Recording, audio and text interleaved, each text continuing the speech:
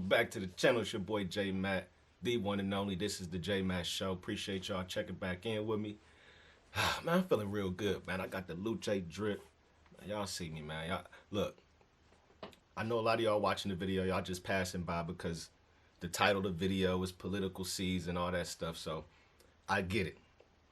But for everybody who rocking with me, who subscribe, y'all know I've been telling y'all I'm building my own brand. It's coming soon. Luce Limited. Y'all see me. What y'all think, man? Matter of fact, tell me what y'all think, man. Cutting no corners out here, man. Feeling real good. So I want to give y'all this reaction today. We got the Hodge twins.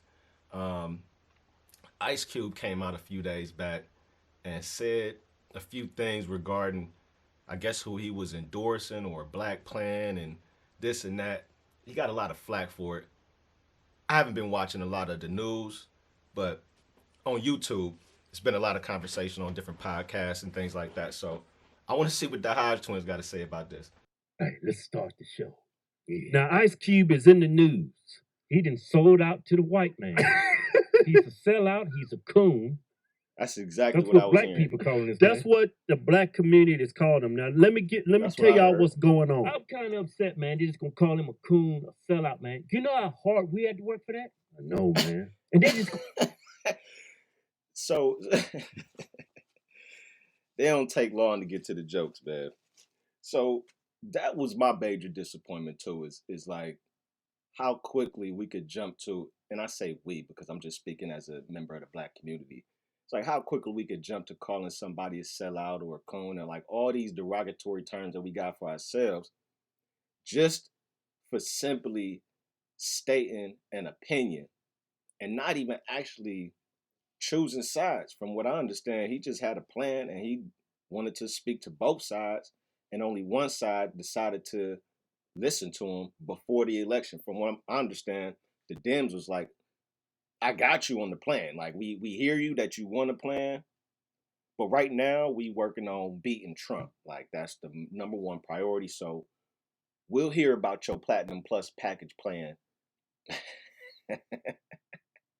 That's a terrible name, by the way. I'm gonna get back to the video, but they like, we hear about your plan after we win, and then we'll see what we can do. give it to Cube. Platinum package. When I think of Cube, man, I think 100% black.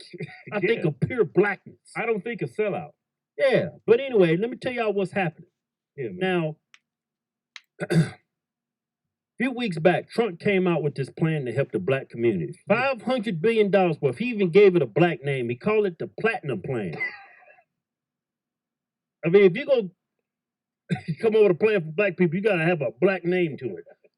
Black people like stuff when it goes platinum, right? And it's a $500 billion investment that goes into black communities to help close that wealth gap between black and white. It's to help bring more opportunity for black people, money to start black-owned business. To close the wealth gap, right? Yeah. So Cube hears about this. Cube's like, man, that sounds good. Yeah. And y'all know Cube's got plenty of money, but he looking... Wait a second. So they said that initially Trump's administration came up with a plan for $500 million.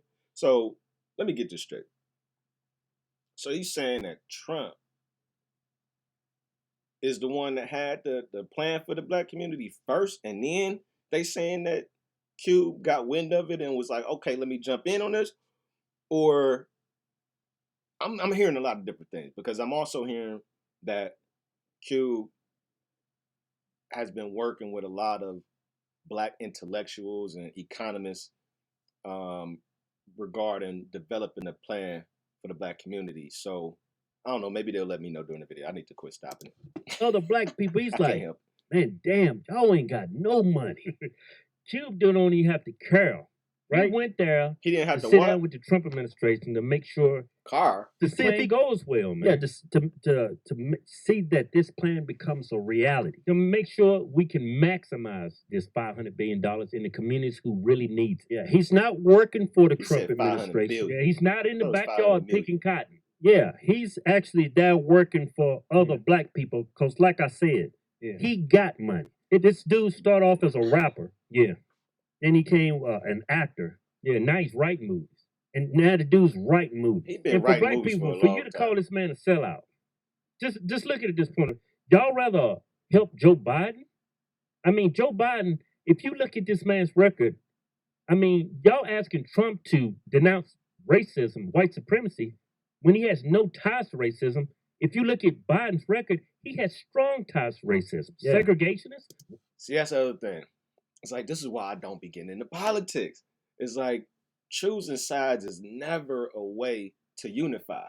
So it's just like, it's an oxymoron to me to be into the political game, choosing sides, and as soon as you draw a line in the sand, it's like you're in opposition with each other. So I don't really understand, because like these dudes right here, clearly they on the red side. I like to put it in the gang banging terminology. So they banging on the red side hard. So pause, and they are defending their guy, like just the same thing that the people do on the blue side. So it's like, it's almost like neither person you defend can really do any wrong because you trying to get them to the finish line. So I don't know if Trump has any ties to racism or not. Like, I can't prove that shit. Like, how do you prove a racist? Like, you could be racist your whole life and not show it outwardly. So it's like, it's just weird when people just say definitively, y'all know what I mean. Supremacists? Yeah, Joe Biden actually spoke at a Robert Byrd. He was a senator for like 40, 50 years. And that red t-shirt, that senator who died, they were speaking of eulogy for, he was once in the KKK. He was actually, at one point in time for the KKK, he was a recruiter. Yeah, that's big time. That's big time. He's out there going to other white people saying, hey, the KKK got recruiters? Join the Klan, boy. We need some good white men like yourself, because these black people, they're using our white women against us because they got them good genes to make them black babies. We need good, strong, young bucks like yourself. Not young them good bucks. genes, that blonde hair, that blue eyes. Because once these black people get a hold of our women, black babies coming out of it. Those some strong genes. Hey, that's a fact. But anyway, let's get serious. That's a fact. The reason why we bring up Robert Byrd, that senator, who was once again a recruiter for the KKK. When he died, Biden was at his funeral giving a eulogy. Yeah. And Biden had also ties with segregationists. Kamala Harris even called that out when she was trying to run for president. So if y'all gonna ask Trump to denounce white supremacy in the KKK, which he has been doing even long before he was into politics, and he's done it several times. All you have to do is a quick Google, YouTube search. If y'all gonna ask him that question, why ain't y'all asking Joe Biden the same question? And don't forget about Joe Biden's crime bill that was orchestrated to incarcerate black men in. First off, anybody that got the audacity to say, if you don't vote for me, you're not black, on a black program with a black audience is wild to me. Like, and then, like you said, and then you don't get no questions about being racist. Like, how can you say something like that, fam? And you're a part of the crime, what was it, 94 crime bill? That should be a direct question asked on every panel that he's on, man. I like things to be fair, but why should I expect fair from any type of political games, man? This shit ain't fair.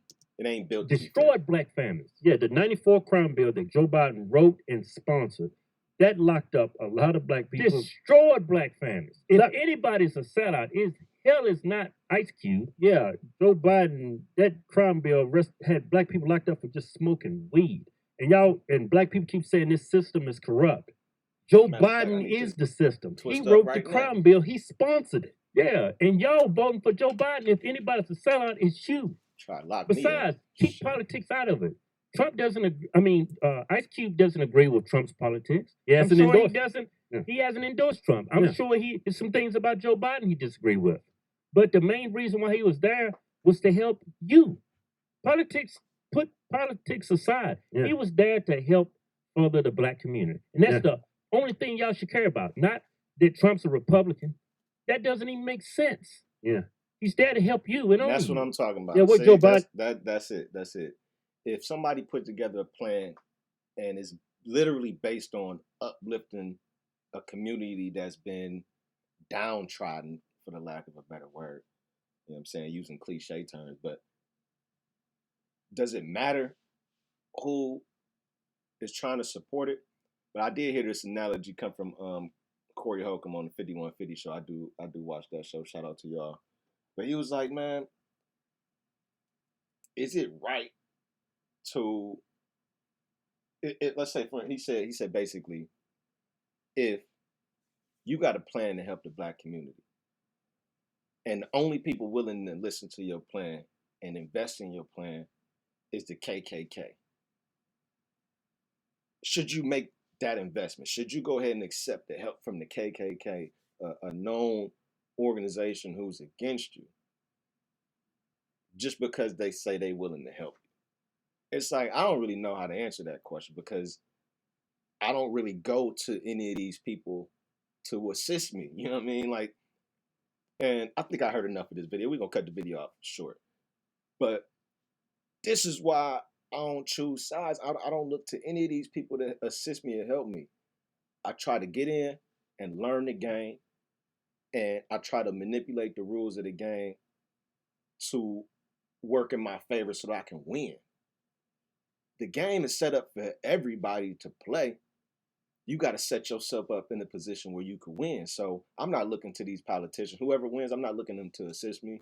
This is why I'm hustling. This is why I got the Luce going. This is why I got the Styles Closet going. This is why I'm about to get going my Endless Entertainment, which is an old company I'm bringing back to life, where I do a lot of videography, promo marketing. I'm about to shoot my first video. So it's like, you got to get out here and create opportunities for yourself. You can't look for other people to give you handouts or approve a $500 million plan to pump into your community to get everything going. You can't rely on that. If it happens, great.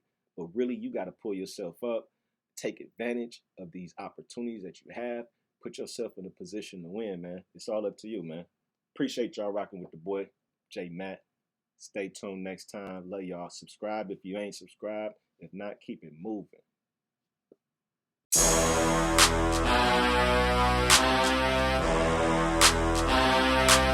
Straight over. Smokehouse beats.